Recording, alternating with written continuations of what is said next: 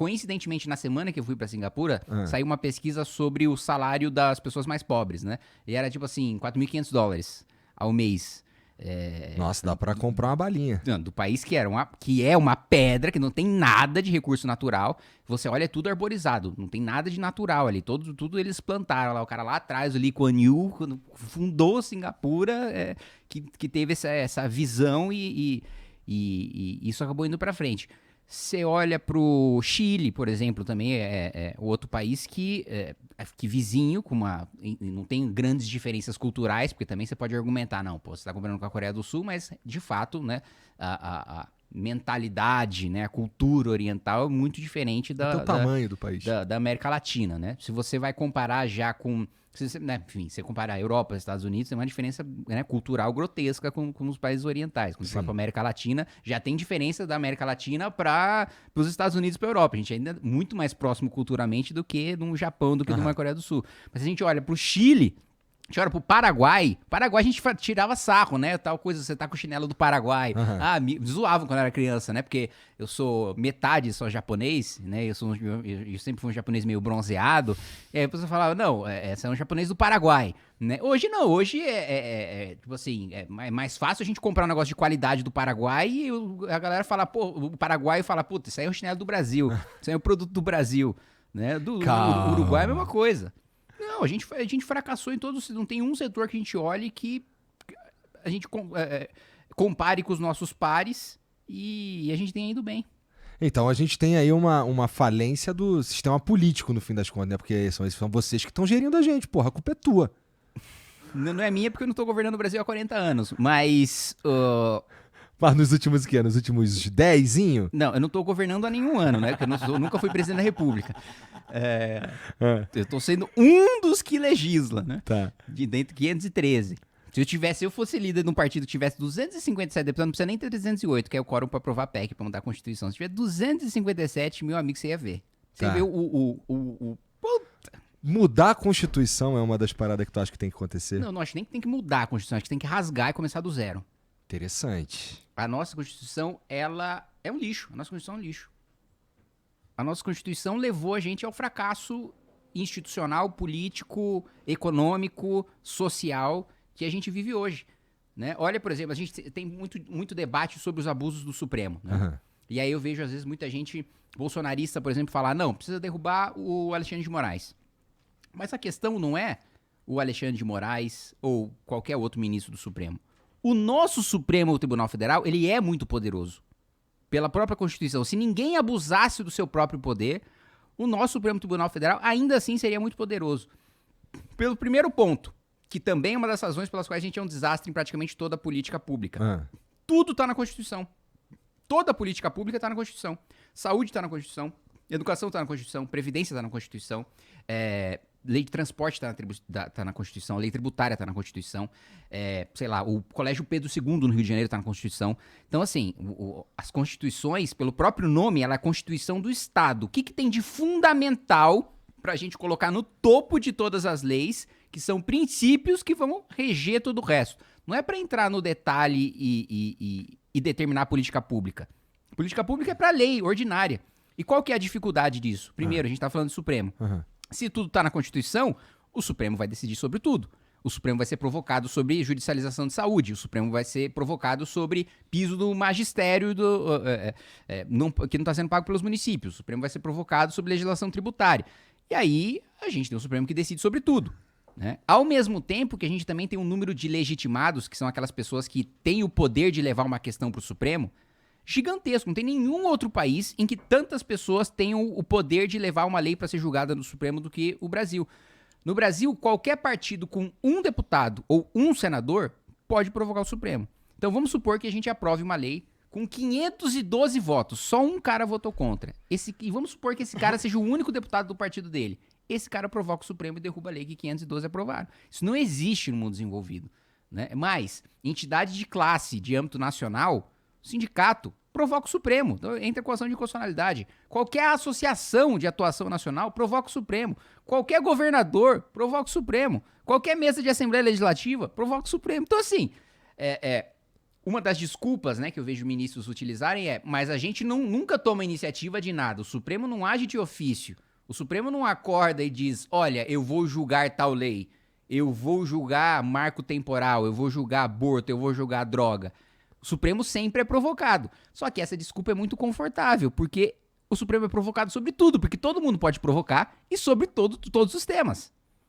Entendi. Então, esse é um ponto. E o outro ponto, por que é difícil fazer política pública de educação, de saúde, tributária no Brasil? Porque em qualquer país desenvolvido, democracia, você governa com 50% mais um. Você governa com maioria absoluta. Né? O primeiro-ministro, né, é eleito num regime parlamentarista, né? A maior parte dos países europeus são parlamentaristas, quando o partido consegue 50% mais um, certo? E aí, com 50% mais um, ele muda a política pública que ele quiser e governa, né? No Brasil, não. Como tudo está na Constituição, se você tem 257, você não governa.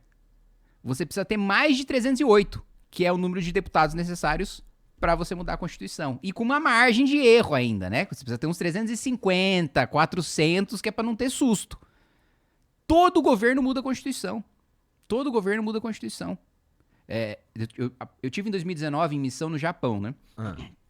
E primeiro teve uma coisa engraçada que eu fui conversar, estava no meu primeiro mandato, né, 2019, e aí o pessoal da missão falou, tem uma comitiva jovem aí e tal, né, vocês do Brasil, então vamos levar vocês também para a primeira conversa que vocês vão ter vão ser com políticos jovens do Japão, né?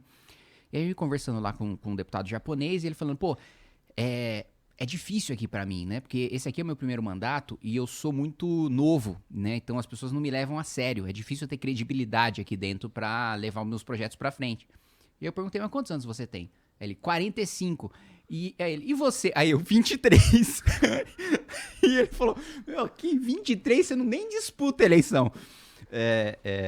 Pra ter a diferença de que, né, lá as pessoas, no Japão, as pessoas veem as pessoas mais velhas com muito mais respeito, com muito mais deferência, né, do que, não só no Brasil, mas nos países ocidentais, acho que por mais que uns respeitem mais, né, não chega no patamar de lá. Mas por que eu falei do Japão? Porque um diálogo que eu tive, que foi até com o Taro Aso, quando eu fui, ele era ministro das finanças e ele já foi primeiro-ministro do Japão. Esse mais velho, né? E ele é mais velho. E ele sempre faz questão de... receber comitivas brasileiras, porque ele passou um período aqui no Brasil. Um cara muito influente lá no partido, né? Foi primeiro-ministro, né? Aí, uma coisa curiosa também, né? Quando eu cheguei lá, tal, tem um costume, né? No Japão de... Principalmente, né, entre autoridades, né, na diplomacia, na primeira vez que você encontra uma pessoa, quando você conhece uma pessoa, você dá um presente pra ela, né? E aí, o Taro Aso falou, olha, o nosso sistema de inteligência faz o levantamento de todo mundo, como qualquer país, né? Eu pensei, no Brasil, sistema de inteligência.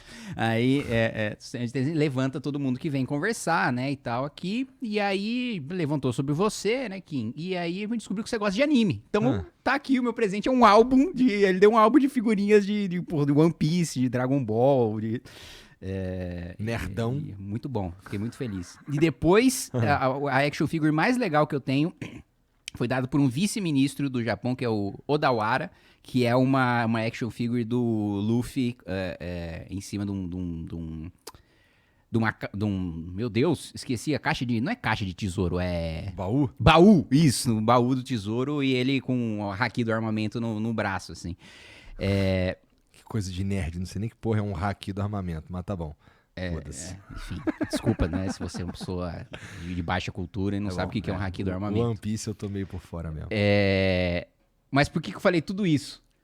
Porque uma das conversas que eu tive com o Taro Aso foi, então quantas vezes, ele perguntou, né, pra mim, quantas vezes vocês mudaram a Constituição de vocês? Eu falei, mano, nem sei, ministro. Porra, tantas vezes que eu nem sei. Ele, como assim tantas vezes você nem sabe? Todo ano muda a Constituição. Todo ano muda a Constituição, todo ano muda a Constituição. Eu perguntei, e aí vocês, quantas vezes vocês mudaram? Ele, nenhuma. Então, assim, é claro que é um extremo, né? Mas a regra é você ter a Constituição, você vê a Constituição americana. Pra você mudar, precisa ter a chancela de não sei quantos estados. Né? É um negócio muito difícil de você promover uma mudança constitucional. Aqui não. Pra governar, você precisa mudar a Constituição. Isso faz o país ser ingovernável. Ainda mais no sistema que a gente tem, em que, basicamente, a população não sabe o que faz um deputado. E por não saber o que faz um deputado, mais de 300 deputados são do que a gente chama de centrão. O que é centrão? É o cara que se elege sem ideia, sem projeto nenhum, sem ideologia nenhuma. Ele se elege entregando obra no seu reduto eleitoral. Então ele entrega uma creche, um hospital, asfalta uma rua, e aí o eleitor olha e fala, bom, ele está trabalhando, ele está entregando obras, esse é o trabalho de um deputado. Só que não é o trabalho de um deputado entregar obras, esse é o trabalho de prefeito, governador, secretário, ministro, presidente da república. É o trabalho de executivo, não é trabalho de legislativo. O legislativo precisa ter proposta, precisa fiscalizar o governo, ele precisa ter uma postura que não é de executar o orçamento, como a gente tem aqui no Brasil. E aí o que acontece? O Bolsonaro ganha a eleição. Aí ele ganha a eleição e ele tem 100 deputados na Câmara. E ele precisa de 350 de 400 para governar. O Lula ganha a eleição. O Lula agora tem, de esquerda, 120 deputados na Câmara. 300 no Centrão. Então o cara vota no Lula e vota num cara que vai achacar o Lula na Câmara. O cara vota no Bolsonaro e vota no cara que vai achacar o Bolsonaro na Câmara. Então o nosso modelo, ele nunca vai funcionar. Por isso que eu digo que não é ter uma reforma aqui, muda um negócio ali, uma emenda à Constituição. Não, a gente precisa ter uma Assembleia Constituinte, rasgar, começar do zero e ter uma nova. Entendi. Bom, isso parece ser extremamente complexo também, né? Primeiro a gente precisaria que a galera... Que tipo de iniciativa conseguiria fazer isso daí caminhar? Eu, pessoalmente, primeiro eu tô levantando o debate. Eu tô falando, pessoas, seguinte... Veja só, nós temos muitos problemas e nós não vamos resolver estruturalmente esses problemas enquanto a gente não tiver uma nova Constituição. Não adianta ter uma mudança aqui e ali, ter um presidente, vai, a direita fica no poder 8 anos, 16 anos. Beleza, as estruturas do país continuam as mesmas. A gente vai continuar, pode até avançar, mas vai avançar a passos lentos. E os nossos retrocessos vão ser mais acelerados sempre.